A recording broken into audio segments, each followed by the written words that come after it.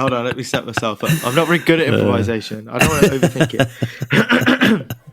Okay, hold on. Okay. No! Okay. I keep fucking it up. I'm overthinking it. Just visualise it, Jack. Just visualise it. I'm trying to visualise. You join us here at the Stage Claw. I'm still in the hairdressers. You join us here live at the Stage Door Athletic Clubhouse. It's a tense atmosphere here. Robert Shaw Cameron coming back from the bar with a couple of beers. He's looked good this season, carrying beers in the Carrying Beer Championship. He's looked very good, but here he comes. Fantastic footwork. He's missed Ken. He's missed the old biddy's legs. Drop of the shoulder. Fantastic. Oh, he's missed. He's dropped a couple of drops. He's going to be disappointed. Yeah, he's going to be very disappointed. Yeah, but he's doing really well. Here he comes. Robert Shaw Cameron. 1 foot placed. The next, he's down. Both beers in front of us. Very well done, Rob Shaw Cameron. Was that any good commentary? Was that... Round of applause. Thanks, guys. Oh, it's lovely to see Ali McCoist here on co-coms as well. Yeah, he was coming. I kind of overthought that. Was that okay? Yes. I'm not a very good commentator. I think we'll have to set you up with Nick Heath for some lessons. I need to talk to Nick. I mean, what did he say? He was like, you should have a bank of synonyms and all that kind of stuff. Because I just say tense and 110% all the time. You say tense sort of 90% of the time in your commentary. It's a hard job. Get some flashcards. Flashcards. Yeah, James, where were you? I needed some flashcards. Are you commentators? Do you reckon you'd be a good commentator, Rob? I actually did some commentating. Did you? Back in the day. Yeah, I did. For Wakefield Hospital Radio. No way. Yeah, I don't know how it came about. I think when I was reffing and I was part of the Wakefield Rugby League Referee Society, and one of the other refs in that society was a guy called Stuart. Stuart was a lovely man, and I don't know why he got some connection, but I think Wakefield Hospital Radio had been in touch with him or someone. Wakefield Trinity wanted some live commentaries for the Wakefield Trinity / Wildcats matches, and him and I went down and did it, and it was bloody great. It was like proper old school. So when Nick was talking about, you go in and you plug in and you've got the live ISDN line into Wakefield at Trinity Hospital Radio, and there'd be some volunteer producer going, "Okay, Rob, we're going to come to you live shortly then," and you would really get the adrenaline buzz. And it's amazing how, I don't know, what was I thinking about this? Oh yeah, I was watching Strictly Come Dancing, It Takes Two, and it was the Pro Challenge. And they had to do certain moves for 30 seconds to break a record. And Anton de Beek was there. And I think Anton is a master of sort of saying nothing for a sustained period of time, I think, as a judge generally. But I was thinking he really was having to work hard to fill 30 seconds of commentating on a pro dancer just repeating a move. And it is an art. Well, Nick spoke about it, didn't he? About actually the different mediums involved, TV versus radio, when you're supplementing, when you just let the action take over. But there are times where you've just got to talk shit like you brilliantly did there. Well, I didn't. Well, I was just about to say, my example of it then, I don't think 5 Live are going to be giving me a call. I find it difficult. A few of my pals have said to me in the past, because they know I'm an actor and they know that I love sport, it's like, well, why on earth would you not try like some commentating? I'd be like, I'd be crap at it. I just don't think I'm that interesting to make shit up. I mean, the thing is, when you're like watching a sport, or you're watching a game of football or something, you talk about it with whoever you're with, and you're like, oh, that was a decent drop of the shoulder. But to have like the line to keep it going and not have any dead air, I just think that I'd put too much pressure on myself and then just start talking absolute shit. Like, there's like 5 seconds of me going, oh my God, there's some dead air. By the way, ladies and gentlemen, I'm having cottage pie and chips for dinner tonight, so that's nice, isn't it? And that's not very interesting, is it? I just don't think I'd be very good at it. It is. It really is an art form, and I think those who do it, well, like any skill, the ones who do it brilliantly, you don't see the workings, it feels natural. Yeah. They're not demanding of you in any way. They are there, they're supplementing it, they're very present, you want them, you need them, you're really grateful for them, but they're not the story themselves. Yes. And that really is, I think, a real art form. I think co-coms, you'd be a good co-com. That'd be better. Dropping opinions. I think Gary Neville's, as much as I'm sort of on the fence with Gary Neville sometimes, I think he's brilliant at it. I think his passion comes through. I think his silly little squeals when he says, oh, in different ways are absolutely perfect. I love Ali McCoist. I tried to do an impression of him then. It wasn't very good. Ali McCoist is fantastic at it. Maybe I did. Maybe you could be my and I could be your co-com. I think that would be a good combination. We need to try it live on a match. Okay, we'll do that at match. Basically, also, ladies and gentlemen, if you haven't guessed already, we're talking about commentators today. I mean, you'd be forgiven for not guessing, frankly, based on the introduction. But we got us thinking how important some commentators are and have been during our sort of patronage of sporting events during our time on this little planet. I mean, they're massive, aren't they? I mean, they're the soundtrack to a lifetime, Jack. They are the soundtrack to and they are the gateway to. What's your face doing there, James? You pulled such a face there. Sorry, that was just quite cringy, wasn't it? See, I'm used to it, James. I've known him for longer than you. No, it's very eloquently put. But you're right. It's true, isn't it? It is. I mean, there really are some moments that stick through. It's very obvious we're passionate about our sport, but you can plot your lifetime through great sporting moments. Yeah. And they've always been accompanied by amazing commentaries and lines. And it is a generational thing. You know, if you chatted to someone much younger than me about who their favourite commentators were, there'd be some that will have resonated through the ages because they've heard them, you know, on clips, etc. Yeah. But they do shadow your life. And I'm sure the ones I'll talk about that I love are probably slightly different generationally to the ones you've loved. I mean, you were born into the Sky Sports generation, which I remember the launch of Sky Sports. So they have been part of it, but I remember pre-Sky Sports time when sport was on all the terrestrial channels. Yeah. We've had an episode when we talked about snooker, and, you know, those big games, the infamous Blackpool final got 20 million viewers. Yeah, that's huge. It's unbelievable. Yeah. Back in those days as well, that's a huge audience. So who are your fave commentators? I've got a few. Now, it's good that because we're doing a whole ep on it. We're doing a whole ep on it. Yeah. Now, I kind of caught the end of John Loxton, and it was around about the time West Brom had just been promoted to the Premier League in my lifetime. So that would have, which time? First time. So that would have been 2001, 2002. So 2000, 2001, 2000. And I remember it was the first time I'd sort of watched Match of the Day. Because do you remember there being a period when Match of the Day wasn't on BBC anymore? It was on, it went to ITV for about 4 or 5 years, And it was Des Lyman. And they used the U2 music. Yes, it was a beautiful day. Yeah, beautiful day. Yeah. Skies on the beat. Yeah, that one. And they nicked Des, didn't they? Yeah, they nicked Des Lyman.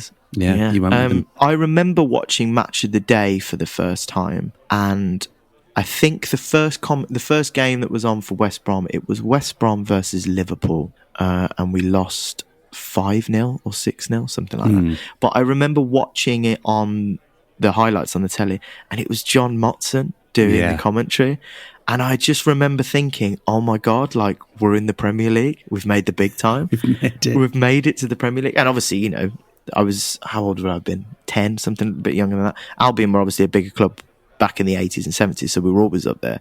But for me, being back in the Premier League for the first time in the top division and having John Motson doing the commentary, and he was just like synonymous with Premier League football and the FA Cup finals, and his fantastic way of being so eloquent but so relatable on the terraces, but like taking us through it as well at the same time in the gantry. John Motson's got to be up there for me. It's kind of a romantic idea, but because prior to that you'd have just had Tony Gubber just wrapping up the highlights of, you know, in a sort of 30-second montage of all the other Division 1 matches prior to West Brom beat Plymouth 2-0. That's the end. Back to you in the studio. Yeah. And it always was Tony Gubber doing those little things. He never really got the big games, but he did get the sort of mopping up things in the way that Robin Cowan seems to get that these days.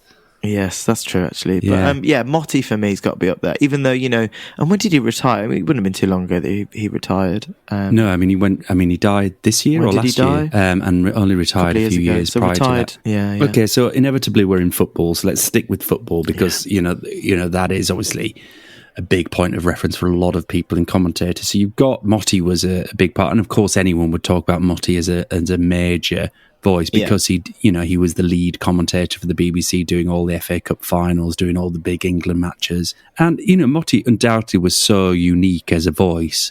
But who are the other great football commentators for you? The season when we stayed up in the Premier League, the Great Escape season, so that would have been not Steve Wilson, Guy Mowbray. Guy Mowbray, yeah. Guy Mowbray. I mean, he's everywhere now. He's sort of like the BBC. Well, he's taken Motty's role as the number one TV commentator, hasn't he, with Steve Wilson as the number 2. Yeah, and as he was coming up, he was sort of doing a few more Match of the Day commentaries and a few FA Cup matches and that kind of stuff. He commentated on the highlights, and Match of the Day did it amazingly. The highlights of the Great Escape season for West Brom, circa 2005, 6, maybe a little bit later, when West Bromwich Albion, who were bottom at Christmas that year, and the adage goes that if you're bottom at Christmas, you go down.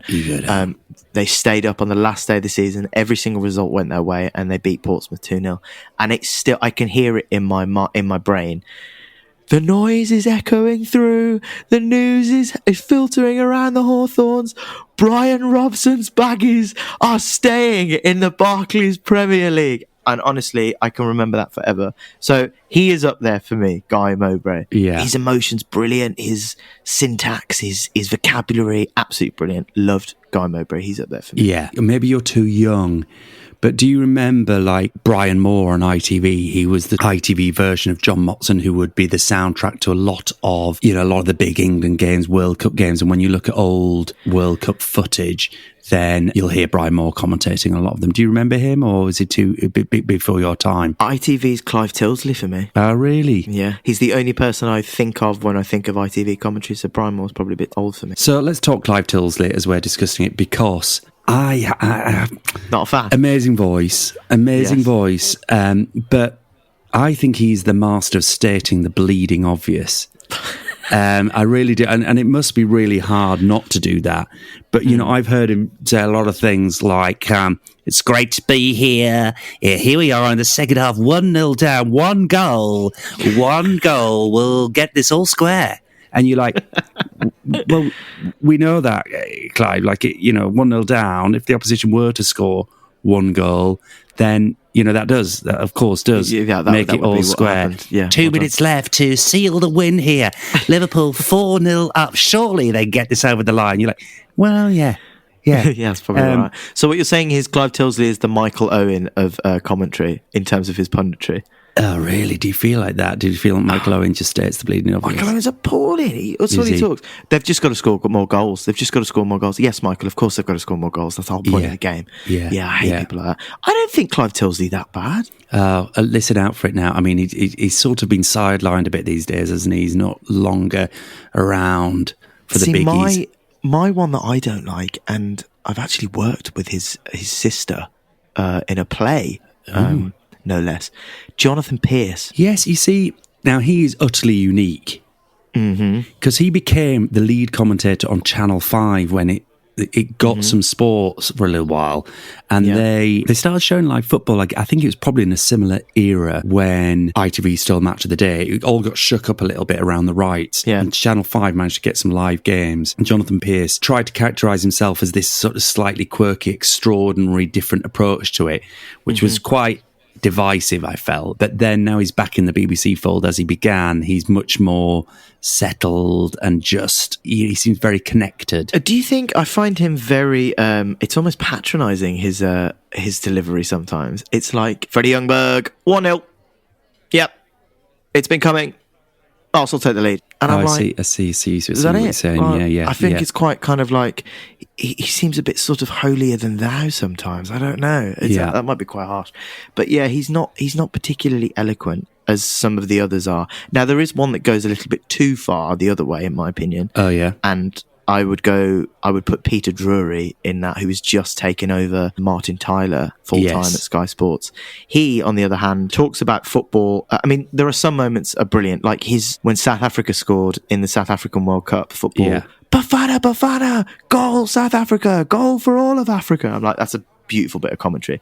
But if you're doing like York versus Crawley, and he would do, maybe not that bad, but he would do poor games like that. He would talk about like, and it's the Romans, their Spartan spirit taking over the game. They've taken over West Yorkshire here. It's unbelievable. Since it's like, it's 2-0 to like fucking Blackburn, chill out, Peter. Do you know what I mean? Brilliant. I love that. Just a couple of amendments there. York's infamous for Viking invasion than I was just Romans. putting names up. And Why are you being so picky? It's also in North Yorkshire, not West Yorkshire. But I just put some names in. I'm sorry. Well, I said Blackburn after, didn't I? Blackburn's in West Yorkshire, isn't it? Is it? Is Blackburn in West Yorkshire? Oh, sorry, that's Lancashire. Is that East Lancashire? Oh, look, I don't fucking know. It's in Lancashire, for God's You know, I'm sake. half Yorkshire as well. You know, my dad was from York. I'm half York. I don't know anything about that. It's not the brain half, is it?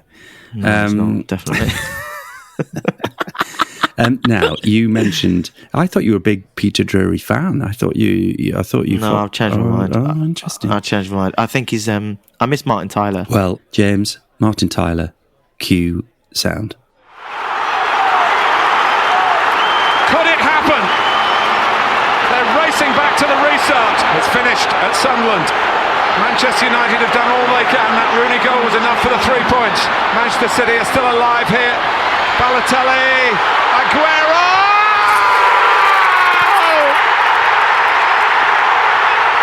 I swear you'll never see anything like this ever again. So watch it, drink it in. 2 goals in added time for Manchester City to snatch the title away from Manchester United. Stupendous! It's just... I mean, it's so good. We nicked it for our theme tune. We nicked it for our theme tune. It's so good. It's so good. We breached copyright infringements to parade our theme tune. So sorry, Martin, if you're listening. It's so good. I mean, as it was playing, I was doing it word for word and Yes. just living it all again. I mean, is that the greatest piece of commentary ever? I mean, it's got to be up there. It's one I think people of a certain generation, certainly football fans, will be able to quote almost verbatim. Yeah. Very, very good. Just while we just on football, a couple of other things. You see, I listen to Five Live, most of my life, and I'm looking forward to the two of us presenting a show on there someday. Me too. Just putting that pitch out there, guys. Yep. Manifesting already. Saturday morning breakfast or Sunday morning, let's get rid of Patrick Keelty phoning it in from Belfast and make it an actual engaging show with people who want to be there. Zing, right? Zing. But you're welcome on the pod, Patrick. So, iconic Five Live commentaries, Alan Green, Mike Ingham, great sort of double act in the days when actually Five Live used to have 2 commentators per match for the big games. And then obviously cost cuts. And I'm a big fan. I like Colin McNamara, who does Match of the Day a bit now, but he was big on Five Live. I always thought he was great. Ian Dennis, of course, I think he's, he started on BBC Radio Leeds doing all the Leeds matches, so he was great. So yeah, I love a radio commentary. I think it's a different kind of art. I was thinking about this earlier. I'm sure we'll come to it. We'll come to cricket commentators quite soon, but yeah, we will. The female commentator, the female voice is getting more present in football now, principally more as pundits and co-coms, but Vicky Sparks is now pretty established as a commentator. Obviously, she does women's football, but does do Match of the Day and Five Live games. Yes. I'm not a fan of Vicky, I'll be honest. I don't know what her accent is. There's a really odd sound in her accent. I spend a lot of time in my head repeating words Vicky Sparks says, trying to establish where she's from. And I think it might be the East Midlands somewhere, but she's got this odd sound. Do you want me to find out where she's from? It just bothers me a little bit. It just jars with me. And I think she's adopted a commentator voice, which always slightly irritates me when people do that. Nick spoke about this, didn't he? That he used to sort of do a voice, and over time he realised he's just got to be himself. Yes. And I think it's a big part of it. That it is a completely different. I mean, even when we had Nick on, and he was doing sort of like bits from when he was like pretending to do some commentary, he would slip so seamlessly into that sort of persona in that voice that he does. Because I do like to think of like Jonathan Pierce at like Sainsbury's, like still doing that voice. As if like Martin Tyler was like, yes, couscous, half price, and it's live. I think that'd be brilliant, but unfortunately it's not. live. And it's live. That's great as well when you can really establish yourself with essentially a trademark. Yeah, which is what Martin a catchphrase, which is what Martin Tyler managed to do over his career, which I guess can only happen with longevity and when you've got the regular nature of something like that. What are the other famous then commentator catchphrases? Catchphrases. What are the other famous commentator Catchphrases. What did I say? I don't know. Cockphrases? Have you got your fucking teeth in or something? What's wrong with you? Oh, God. Because I guess one, and maybe we could swing over to tennis in a second, but I Say by Dan Maskell. He used to, so that was a sort of thing that he would say a lot, wasn't it? Yeah, that's not a bad one. I mean, there's some good tennis commentators. I do like it when the players, ex-players of any of the sports, turn into commentators, usually co-commentators. Yes. Because they do give a better insight than the commentators, in my opinion. Yeah. Like Tim Henman in tennis, I think he's brilliant at Wimbledon as a co-commentator, purely because Andrew Castle is irritating and he does get on my tits a little bit. Now, I think Andrew Castle is excellent. Is it because he was the father of a colleague of yours? No. Well, she was... Didn't you direct her? I did. You did, yeah. So Andrew's daughter was year below me at Central, I think, or year Georgina. below me. Georgina Castle, she's a fantastic actress. I actually really like Andrew Castle as a tennis commentator. I think he's really, really good at it. I know he alienates some people, but I think he's so good. He's got the right balance of drama and enthusiasm. He knows when to, hype up a moment, but he also brings a lot of insight, I think. Obviously, he's a former tennis player as well. Yeah, he's a former tennis player. So I think his insight is good. Less good on GMTV, I would have thought. Oh, God, yeah. I don't know. I find him a bit impersonal. He's not very kind of relatable. But Tim Henman's brilliant. And obviously, John McEnroe. Oh, yeah. God. As a co-commentator, he is joyous to listen to. I could listen to him all the time. He's got a fantastic personality. It comes across in his co-commentating. And he just makes Andrew Castle look a little bit boring. What about Boris Becker, who managed to turn even the most banal things into something kind of sexual? Oh my God, he struck the ball down the line. And you're like, it's sort of, I feel a little bit uncomfortable listening to this. Yeah. Yeah, I mean, amazing tennis player, but... Amazing tennis, Boris. Oh my God, he's gone into the net. And you're like, I don't know. I'm sort of mixed of sort of frightened and turned on. I don't know what's going on. he is a good-looking man. No, he's not. Yeah, he is. No, Boris Becker. Yeah, No. back in the day, I think In he his looked really prime, cool. in his prime, but then he sort of morphed into this odd, very poor. Anyway, so we've done tennis. No, so but tennis, just before obviously. tennis, Oh, sorry, can I just talk about Andrew Cotter? Yes. Oh, please because talk about Andrew Cotter is what would be called a generalist, isn't he? He does the athletics, he does Wimbledon, he does rugby union. And I'd gone on a journey with him. I think I was maybe jealous or resented him slightly. And I was thinking, who is this guy? Where is he from? And what's his specialism? What does he focus on? He just seems to be everywhere doing everything. Yeah, he is. And I heard that for a while, but then I was like, actually, he's really good. And he does manage to do... I actually really enjoy him on the athletics. He's really good on the rugby union. He's good at tennis. And please tell me that you've seen, during lockdown, obviously when there wasn't any sport on, Olive and Mabel, the commentary of his dogs. Into the final minute and Olive in possession, but this is where Mabel is strong, chasing the game, using that intensity. We saw it in the semi-final, staring at a slightly torn cloth rabbit for over 7.5 minutes. And perhaps a few signs of overconfidence from her rival, a bit of showboating. Needs to be careful. And there's the change from the classic hold, still placed on the outside though, great technique. And a glance at the youngster who shows little emotion, but her mind will be empty. 20 seconds to go now. Olive closing in on victory and that coveted prize of being told she's a very good dog. One paw to control and a switch. Now Mabel sensing this might be a chance, still waiting. Still believing. And you wonder what Olive is doing here. Only has to hold on. Going to the upright though. High tariff with no opposable thumbs. High risk at this stage. And it's gone and Mabel takes it. No mercy from the younger dog who takes this victory just as time runs out. A famous win built on patience and sheer belief. For Olive, only thoughts of what might have been, but only herself to blame. She's given this one away, and that will hurt most of all. Bad dog.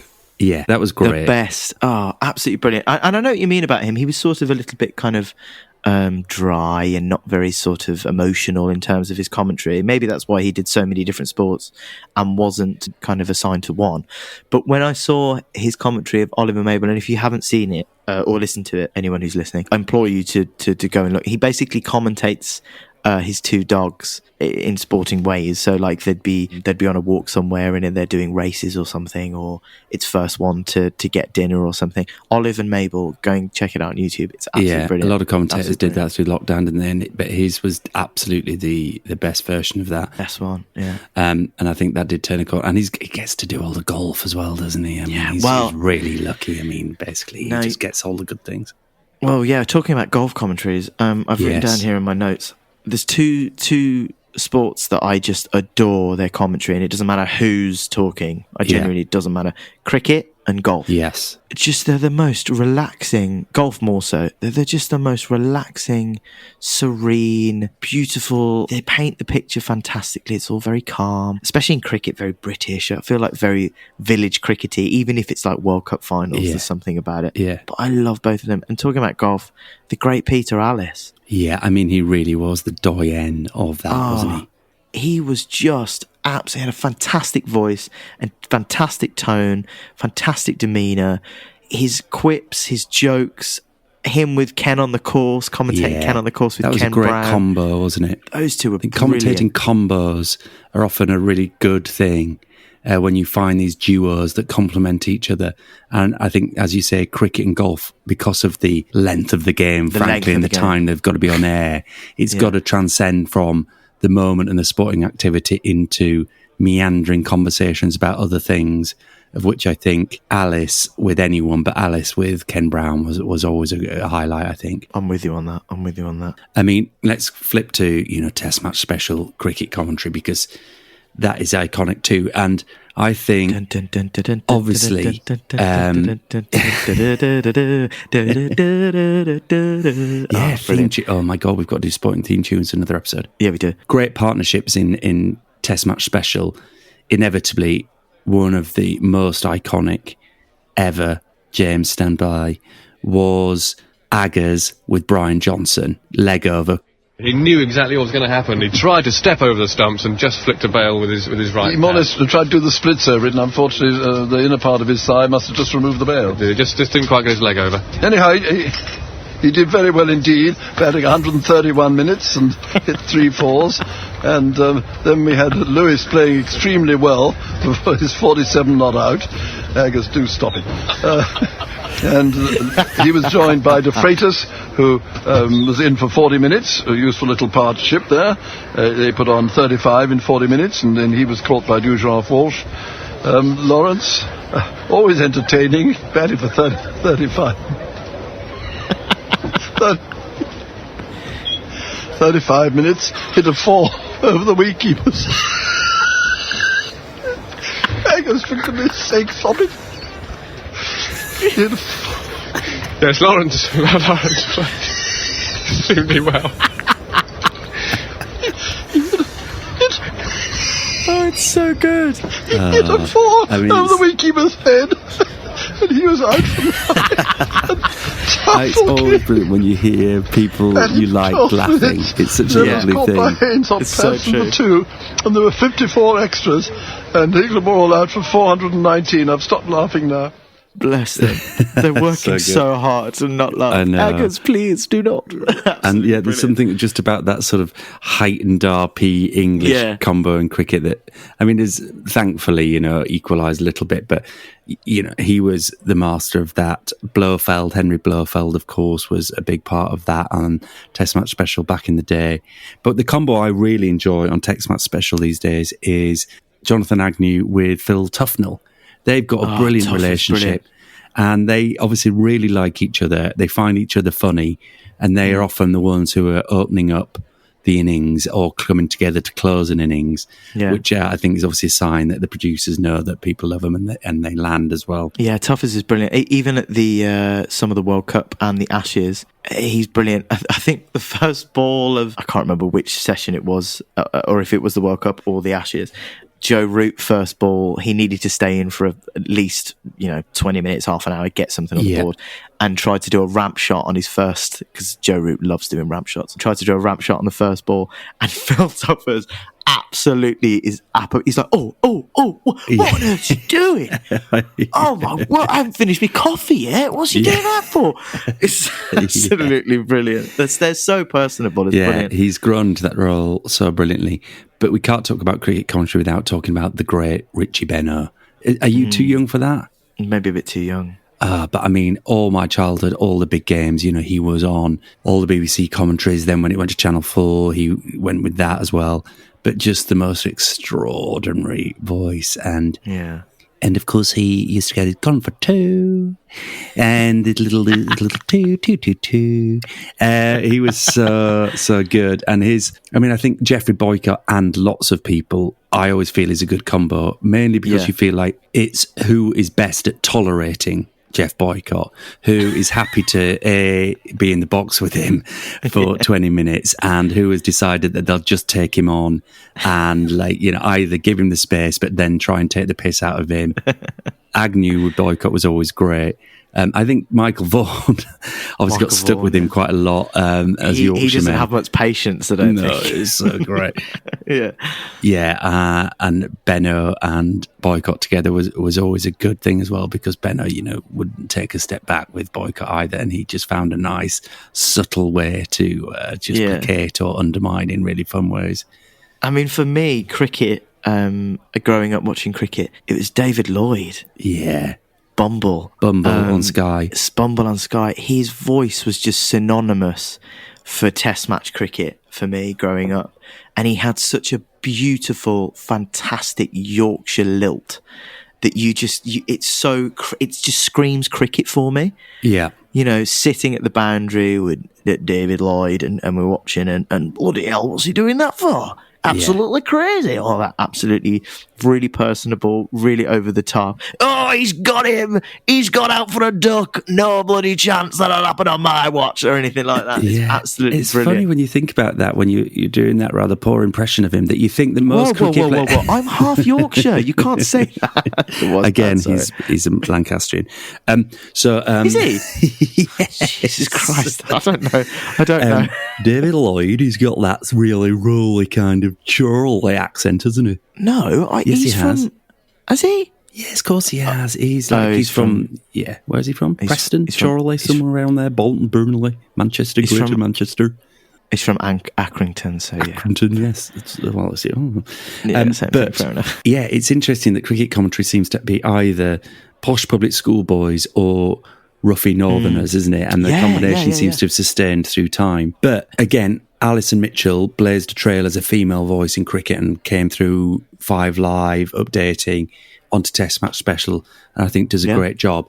Isha Guha, I really, really like now. She, I think, seems very confident, very relaxed, and is a lead commentator rather than a pundit or co-coms like a lot of female voices have become. She really is, I think, very established in that. Top of the game. And your future partner, Alex Hartley. Yeah. Alex Hartley, I was just going to jump in. She is brilliant. Yeah. She's, again, very... I keep going back to it. If they're personable and relatable and they're just... It's like you're watching it with them and they love the sport, it's so much easier to listen to. And I feel like like Jonathan Pearce, I know I'm going back to that, it's just slightly alienating, but someone like Alex Hartley or Bumble or all that kind of stuff, or Peter Alice... And she is fantastic at it. I really do fancy her as well. Yeah. But she is fantastic at it. She's really good at it. And we need to get her on this podcast. Maybe we need to get on theirs. Yes. That'd be really good. Ebony Rainford Brent, I think, is really good on Sky and Test Match Special. So, rugby, famous. I know you're not a big fan, but there's some obviously very iconic rugby voices. So I'm going to, because you've said rugby. Now, as listeners know, and as you know, you and James both know, I'm not a massive rugby fan. I kind of struggle with it a little bit, especially I'm not a massive rugby league fan. I've watched less of rugby league than I have union. So I sort of struggle with it. However, in terms of commentators and in terms of commentary clips, rugby league is home to the greatest piece of commentary ever. And I mean ever recorded. Do you want to have a guess? Oh. I'm really glad you don't know it. Is it Ray French? No. Rugby League? Rugby League. Are you talking about Eddie Waring's Paul Ladd? Nope. Oh. Right. Ladies and gentlemen, I am going to play for you now. Well, I'm going to set the scene first. This is the greatest piece of commentary ever. So, Mick Morgan ring a bell for you? No. Okay, even better. Okay, so Mick Morgan is an ex-Rugby League player, Yorkshire lad. Used to play for, everybody through the late 70s, well, mostly through the 80s, but late 70s. I've done my research. Mm-hmm. So let me take you to Castleford versus Wigan in the 1994 Regal Trophy final at Headingley. Oh, yeah. Castleford won. Wigan were favourites. They've got a star-studded team, all that kind of stuff. But little Castleford beat the Giants. I think it was 33-2 or something like that at the end. They absolutely killed them. So I'm going to take you to Castleford's in-house DVD commentary, where Mick Morgan was commentating. Wigan prop Kelvin Skerritt. Amazing prop. Kelvin Skerritt used to play for Hunslet, my team. Incredible prop. Big lad. Well, you might not like him after this. He hits Castleford's Andy Hay with a swinging arm. Andy Hay, and this is Mick Morgan. In the final run in the game. Andy Hay. What about that? Send him off. Send the dirty get off. Get him off the field. That was diabolical. Get him off the field. Send the dirty get off. Get him walking. They don't like it. Walking, Campbell, if you've got any bottle. If you've got any bottle, Campbell, he should walk. That was absolute diabolical. He's getting a yellow card. I can't speak. You bottleless git, Campbell. You dickhead. You bottleless git. I can't speak. So that's the first portion of it. It's the best commentary ever. God, so that is so good. You dirty get. Oh, you bottle it, Campbell. It's just absolutely He's talking brilliant. about David Campbell, the referee there, who I knew many years ago. Great, he was a great ref. He was a bit showbiz, David Campbell. So he's obviously asking for a red card because it is. Maybe we'll put it up on our Twitter, on our Instagram and our socials. It is a bad tackle. He genuinely just punches him in the head as he's. You're right. Literally. Yeah, he absolutely punches him in the head. So he's absolutely fuming. But he's obviously a Castleford. He's just so because they're winning at this point by a lot. Yeah. So it's tense. It's not tense. The atmosphere around the ground would be amazing. They're just about to beat Wigan, but it does get slightly better after he calls Campbell a dickhead. You bottleless dickhead, Campbell. You dickhead. Get him off. Send the dirty get off. Anyway, it gets better. So from the resulting penalty, Castleford score a try. Shugs one up. Shugs another. Still going. Mika wants it down your side. that's it. Oh, stay big, stay. Oh, that's his head. What about him? It's a try. Shove it up yours. He's the best prop in the world. Never mind anybody else. Magnificent move of cars. It's just the greatest bit of commentary. Oh, my Shove God. it up yours. Oh, I love That's that. If only you did get that on BBC Match of the Day, that'd be so great. I totally agree. It's just pure passion, and like there's something to be said about because every football team or every team in every sport really they have their own like in-house commentary. So for the Albion, like one of the ex-players, Andy Johnson, he commentates for him. Yeah. He's the co-commentator, and their passion comes through, and it's so brilliant. For me, that is the greatest commentary ever. It's pure fandom, it's pure passion, pure don't give a shit. You bottleless dickhead, Campbell. Campbell. I can't speak. It's so brilliant, the accent, everything. And then when they score the try at the end, shove it up your arse. It's just brilliant. What I love about that, because that conjures so many memories for me. Like those games, Regal Trophy, all those tobacco-sponsored competitions that used to be back in the day. And what I love about that is, obviously, about my rugby league and refereeing, but rugby league fans, they all had sort of personal relationships with the referee. They all knew the names, and it's not ref, it's Campbell. They know them, and Lindop and Smith, and they knew all the rest by name. They felt like they had relationships with them, when they were good and when they were bad, and they sort of knew their foibles and their personalities. And when you're refereeing in those, and Castleford, I mean, I know that game was at Headingley, but Castlefort's such a tight pitch, and you would hear the voices, you would feel the energy from them. Get him on side, Shaw, for God's sake, you're always the same. And when I sit next to my dad at Hunslet, I mean, he absolutely berates the ref, something chronic. Someone who, used to go around and be absolutely my champion and support me, but when it comes to other refs, he absolutely goes in. And that's something brilliant about to get a commentator to be, and that's why these fan, and I'll talk about something else in a minute. I know this is going to be a long episode. When you get fans commentating on their team, you just get pure fireworks, and you're so invested in their passion. But I mean, that piece of commentary, it's got to the point now that when I go to football matches, me and my friends will quote it. So if there's a bad tackle, it's like we're all of us going, send him off, send the dirty kid off. Get him off the field, Campbell. No matter who's refereeing. Well, we're trying every game now at Hellzo in town, a non-league game. We're trying to buy programs so we can figure out the name of the referee, so we can shout it. That's great. I mean, before you move on to your other bit, just a couple of other honourable Rugby League mentions. Sort of mentioned them before, but again, because Rugby League used to be on Grandstand, getting 15, 20 million viewers. Ray French, amazing voice of Rugby League, and Eddie Waring, which I've spoken to you about. Poor lad. We talked about it in Sporting Tragedies. James, playing the clip because I managed to get it for us. You can hear the poor lad. So to remind you, this is Don Fox taking the kick in the rain-sodden Challenge Cup final, and it was 10-11 to Leeds, and he needed to convert this 2 points to win the match in the dying seconds. What a grandstand finish this is. He's missed it! He's missed it! It's on the ground, he's missed it!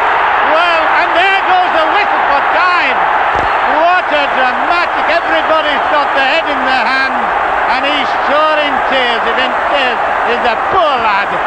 Poor Don Fox, who'd always wanted to come to Wembley and on the winner and dirty finish. But that's the end of it, and there's the drama of the match. I mean, yeah, that's a great piece of commentary. And Rugby League, talking about the fandoms and all that kind of stuff, very passionate and all that kind of stuff. And I was talking earlier, when you get fans commentating on their own team, perfect fireworks. Now, I don't know if you remember when Sky Sports, they've stopped doing it now, probably because of some of the fireworks that actually happened.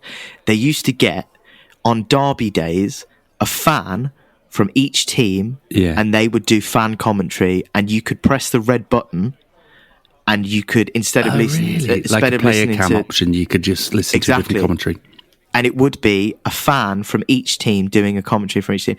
There are some absolutely fantastic videos, because obviously there's a camera in there, and they're sitting in one commentary box, so they're literally on top of each other. So you've got Spurs versus Arsenal. Spurs fan, one Arsenal fan, and they're commentating.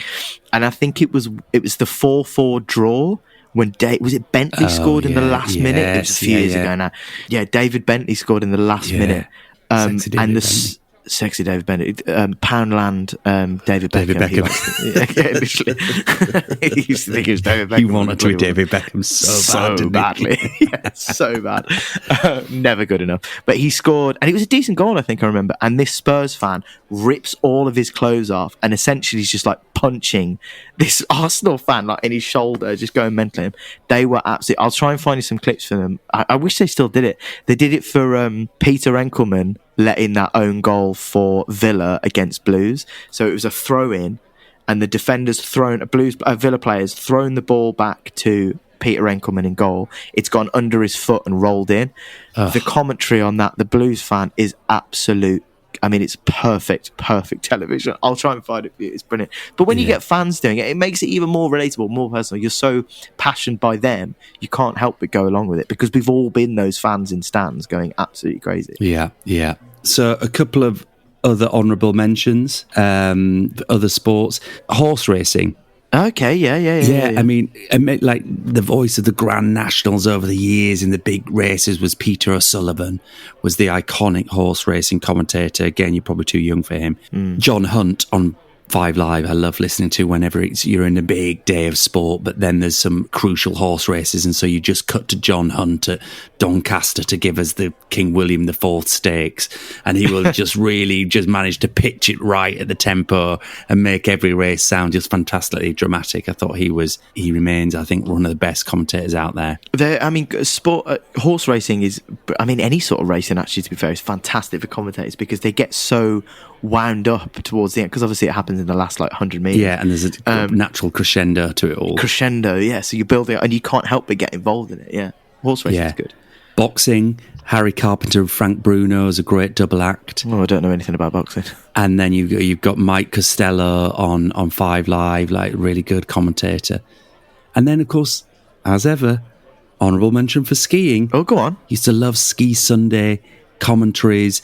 David Vine used to do it back in the day, and these days Edley and Matt Chilton, who I love. And I just love Sunday lazy afternoons, before your bath time and getting your school uniform ready, where you just watch a bit of Ski Sunday and get all a bit nostalgic, and you'd hear the commentaries from exotic places. I loved all that. Ski Sunday was a fantastic show. What was the theme tune to Ski Sunday?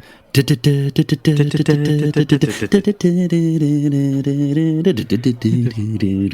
that's the one. Love that. We should do it. Yeah, we have to do a theme tune one. But ski commentary is great. Going back to the darts, I don't think, why have we not spoken about that? That's a fantastic piece of commentary. It's Wayne Mardell or Wayne Mardell, whatever his name is. Yeah, and he, I'm not a massive darts fan, but the commentary on that, the atmosphere in that, they're both on nines. They're both on a 9. Yeah. And he's like, at the end, he's like, I can't speak.